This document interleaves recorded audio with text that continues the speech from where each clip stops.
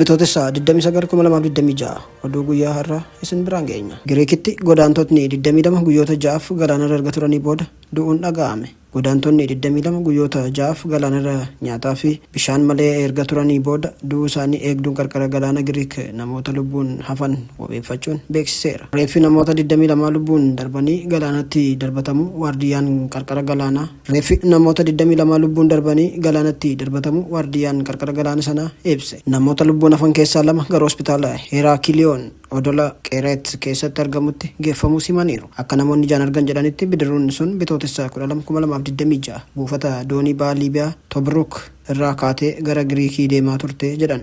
Giriik godaantota hedduu biratti akka karaa kooluu galtummaa gamtaa Awurooppaatti ilaalamti. Imaltoonni sunneen imala sanarratti karaa dhabanii nyaatas ta'e bishaan malee galaana keessatti ukkaanfamanii turanii jedha waardiyyaan qarqara galaanaa. Reeffi namoota du'anii ajaja namoota seeraan alaa butaman keessaa tokkoon galaana keessatti darbatameera jechuun itti dabaluun himeera.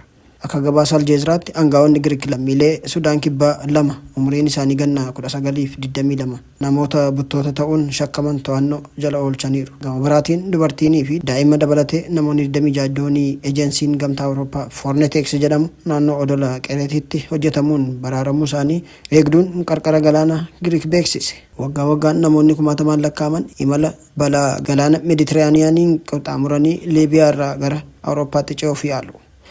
Oduu keenyatti aanuun barreessaa olaanaa kaaf Veeroon Masingoo Ombaa aangoo gadhiisan.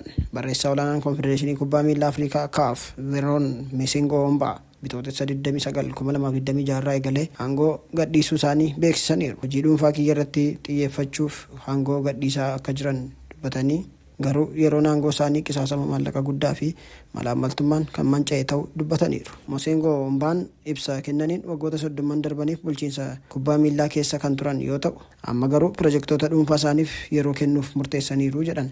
Barreessaan muummichaa ajaja kaffaltii shakkisiisaa boonasii garmalee fi bulchiinsa faayinaansii badaa ta'uu isaatiin aangaa'ota Swiizerlaandiin qoratamaa jira. Garuu himannaan bu'uura waan hin qabneef nagaadhaan nan deema jedhan. Yeroo aangoo isaaniitti kaaf keessatti haala hojii summii uumuun koreewwan keessoo keessa seenuudhaan hojii gufachiisuun himataman. Akka pirezidaantiin kaaf Dr. Patrice Motsepen jedhanitti Saamsoon Adamuun barreessaa olaanaa yeroo ta'uun muudamanii jiru. Saamsoon Adamuun daayirektarii dorgommii kaaf ta'uun muuxannoo bal'aa kan qaban yoo ta'u aga barreessaa olaanaa dhaabbataa muudamutti dhaabbaticha ni hoogganu jedhameera. Veeroon Masingoo Ombaa lammii Riippaabilika Dimokiraataa Koongoo fi Swiizerlaandiiti. Veeroon Masingoo Ombaa kaafitti osoo hin makamin dura fiifaa keessatti daayirektarii waldaalee miseensota Afrikaa turan. Bitootessa 2021tti barreessaa olaanaa kaaf ta'uun muudaman. Yeroo ammaa kana kaaf kubbaa miilaa Afrikaa irratti iftoominaa fi dorgommii fiduuf haaromsaan hojjechaa waan jiruuf dhiibbaan barreessaa olaanaa sun dhaabbaticha irratti fiduu danda'u hedduun isaanii yaaddoo keessa jiru.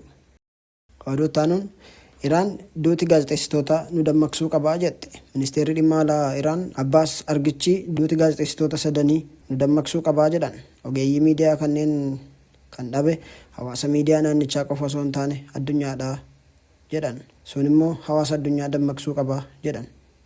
Ali Shoaib riippoortara Al-Manar TV Hizbollaan buluutii ogeeyyiin miidiyaa Al-Maayidain Faatimaa fi Muhammad Feetoonii adeellaa qilleensaa Israa'el magaalaa Jaaziin keessatti raawwateen ajjeefaman.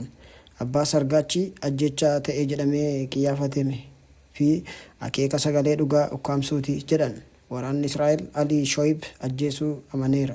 Inni ergamaa Hizbollaa akka gaazexeessaatti ofii dhiyeessuudha jette. Israa'el yeroo waraanni eegalee as Libaanositti gaazexeessitoota irratti xiyyeeffachuun ishee kun kan lammeessoodha jedhame.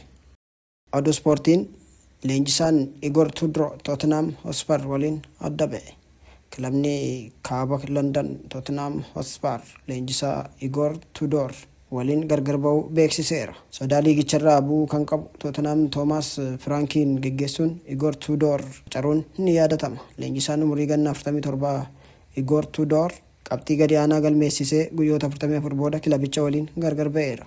Tottenham Hotspur leenjisaa Igor Tudor waliin waliigalteen gargar ba'uun isaanii BBC'n gabaaseera. Akkasumas fuula Feesbuuka Tottenham irratti gadhiifameera.